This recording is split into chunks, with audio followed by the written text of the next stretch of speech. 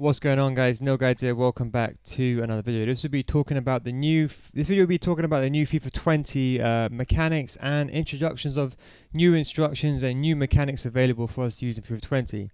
This is just a gameplay of the FIFA 20 footage from probably the eWorld Cup final that you probably saw.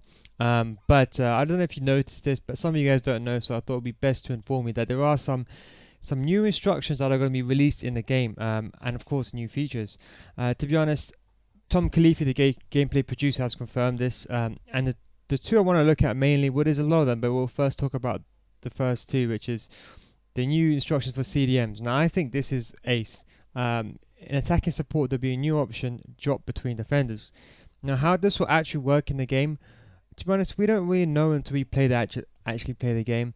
But from my understanding, it'll be under attacking support. So you go to attacking support, and there'll be an instruction called drop between the defenders.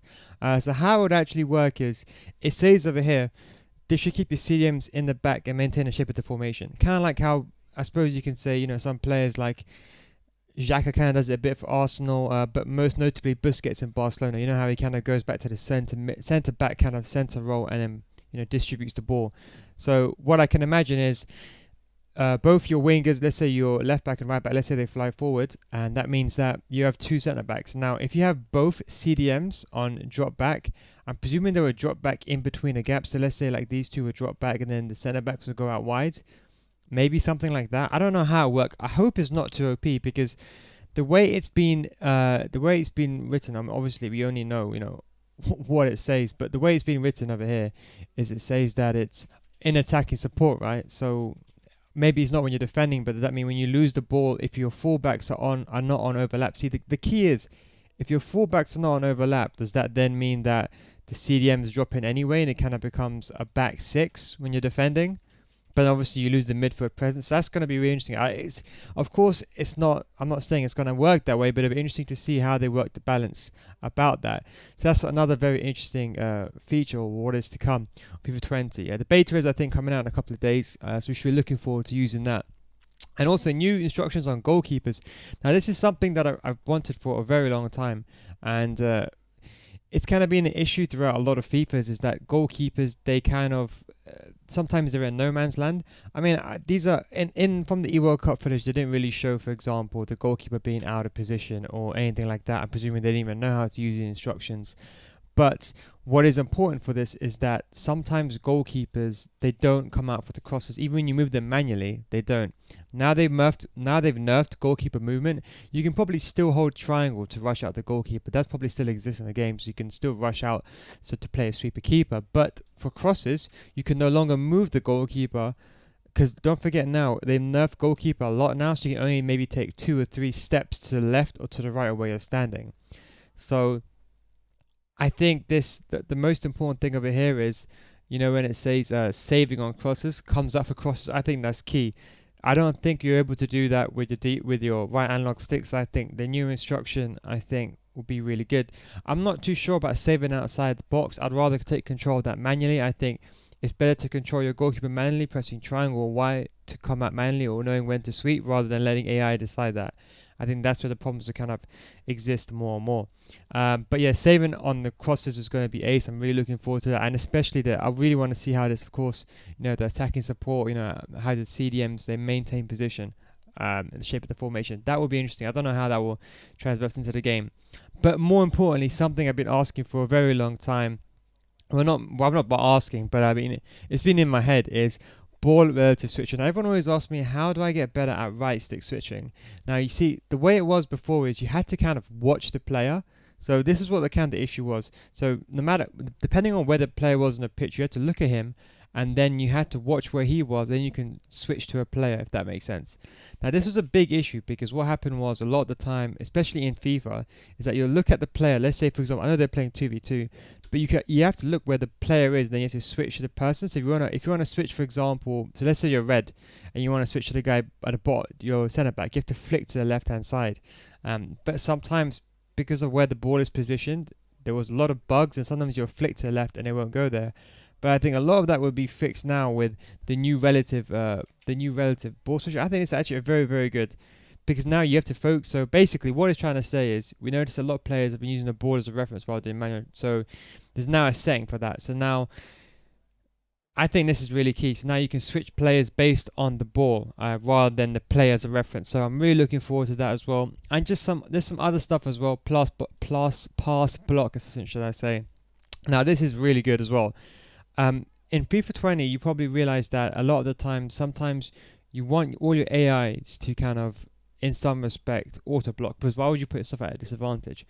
But the problem was in FIFA 19, when you turn a setting off, and the player that you were selecting, sometimes he would make, I suppose you can say, a save that you don't. Let's say, for example, you're controlling Kante, and let's say with Kante you're trying to cut the passing lanes, and sometimes he would make an AI kind of a block in some respect, or try to block the pass when you don't want him to. You don't want him to go through the animation. You just want him to just solely defend. And obviously, you have to turn off AI pass block assistance to fix that. But then obviously the rest of your other players that you're not controlling would just turn off as well.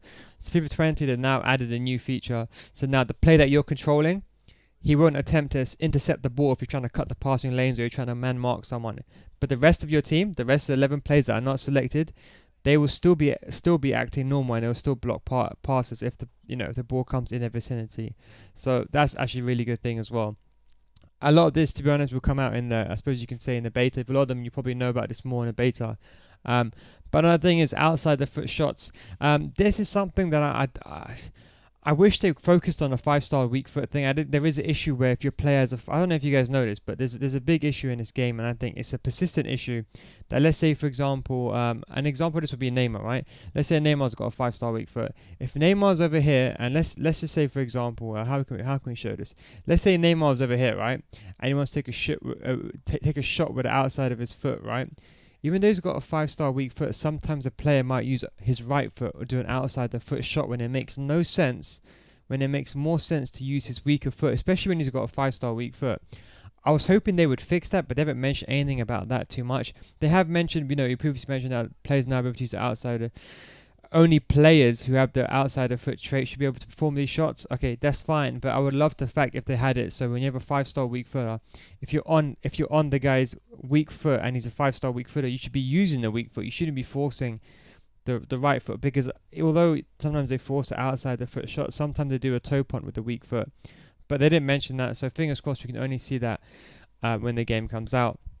And apparently, from what I understand is there was some issue sometimes with dribbling when 50-50 situation. The player would perform a tackle instead of keep dribbling.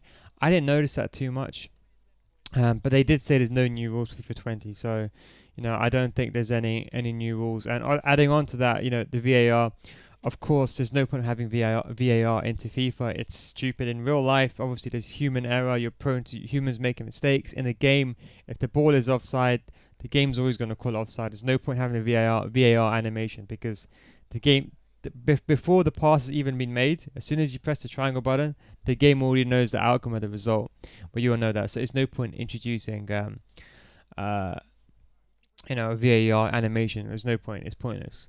But there's kickoff emotes. By the way, this already existed in the game, by the way, kickoff emotes. This is nothing new. This actually exists in FIFA 20. I think if you hold L1 in the D-pad in FIFA 19, it still works. But just to make this very clear, this is just animations. It does not, some are going to be like DDA or something. It does not affect the gameplay. It does not boost your team's morale or anything like that. It's just an animation, if that makes sense.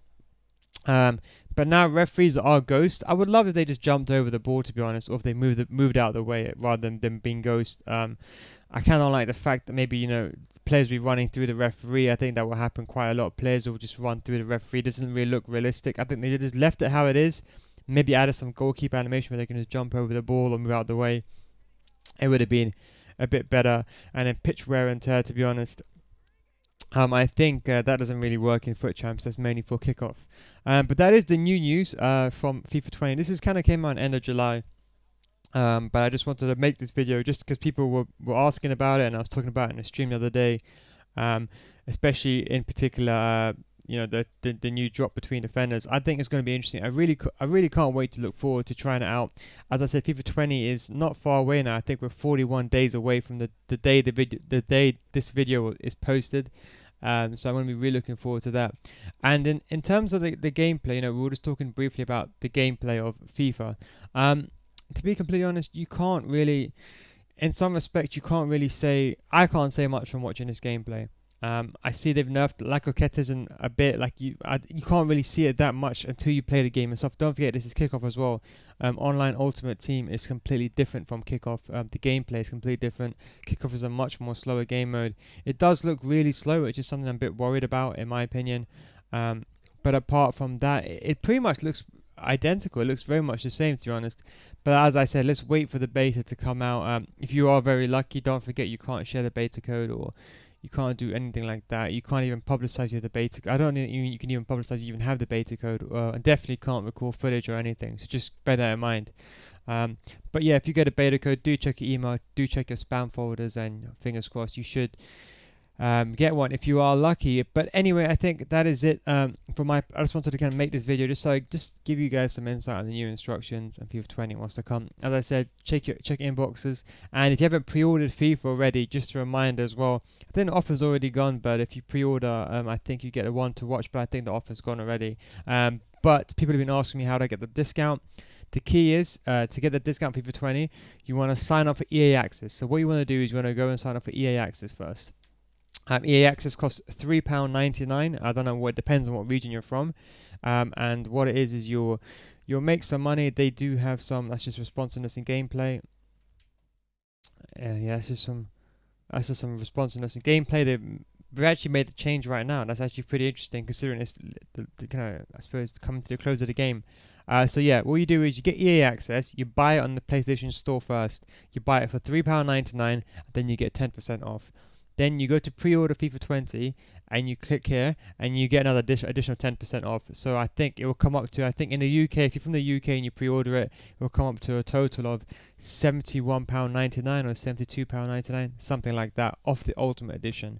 But anyway guys, hope you enjoyed this video. Thank you very much for watching, and I'll catch you in the next one. Take it easy, boys.